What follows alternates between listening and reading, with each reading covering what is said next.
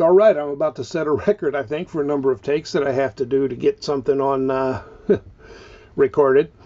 Anyway, the SEC wanted him, Big Ten wanted him, West Virginia University got him.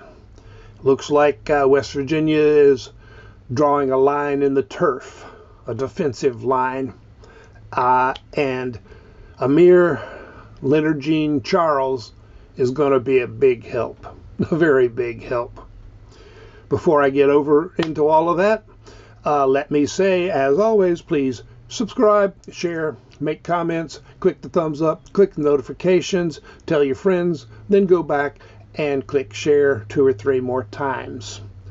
Amir Leonard-Jean-Charles, 6'4", about 305 pounds, and he is going to stuff the middle at nose tackle.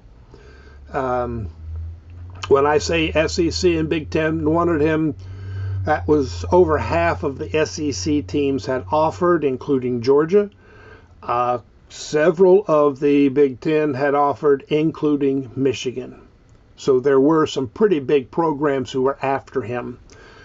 He comes out of Nashville, Tennessee, and his home state school was after him as well.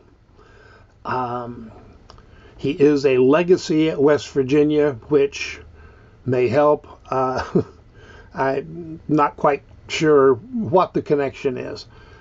But Charles, he can beat a double team with pure strength. Going one-on-one, pure strength or speed. He can get slipped by fairly nicely. Now, he plays, essentially pad to pad with the offense, which isn't good. He should be lower. They will work on that.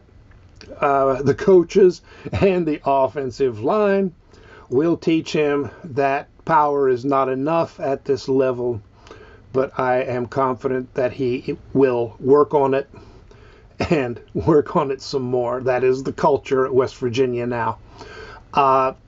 Footwork isn't terrific, but those feet keep moving. You cannot leave him unblocked even if he's on the backside of the play. He will run down the line and run down the ball carrier, and he does not stop until the right guy is on the turf. And I say this from time to time, should say it more often probably. He's has to have the Drew Fabianich, sign of approval. So that means he's got what it takes, or there's a dang high probability that he does. Now, Charles is one of 2 Tennessee, players West Virginia has been recruiting for the defensive line specifically. So we've got one still after the other. Thought we had him.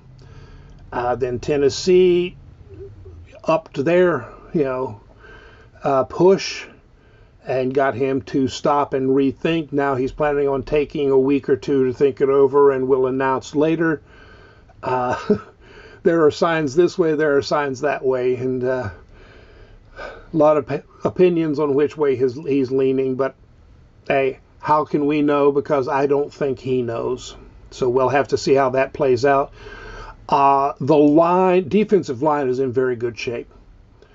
They probably will take one more, but they don't really have to have one more. So it will be a good player, not just somebody filling a spot. We're kind of past the years of taking somebody just to fill a spot.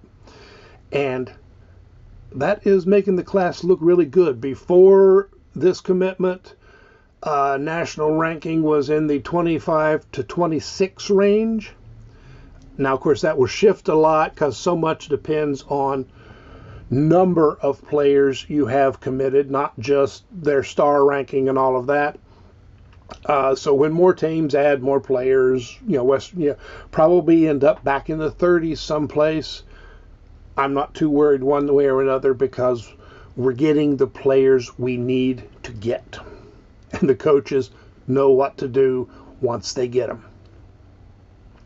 So this is lost track, number 15, number 16 on the recruit list. Probably 6 more, maybe 8 more. I have to see how that plays out.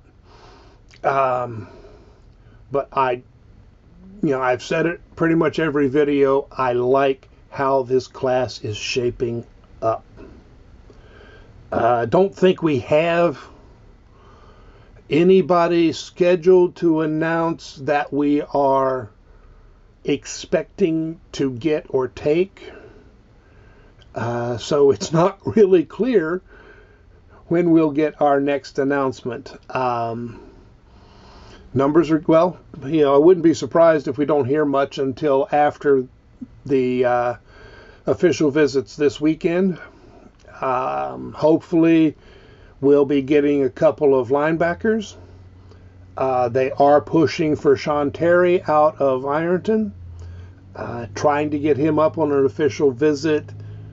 Exactly when, they will have to work out.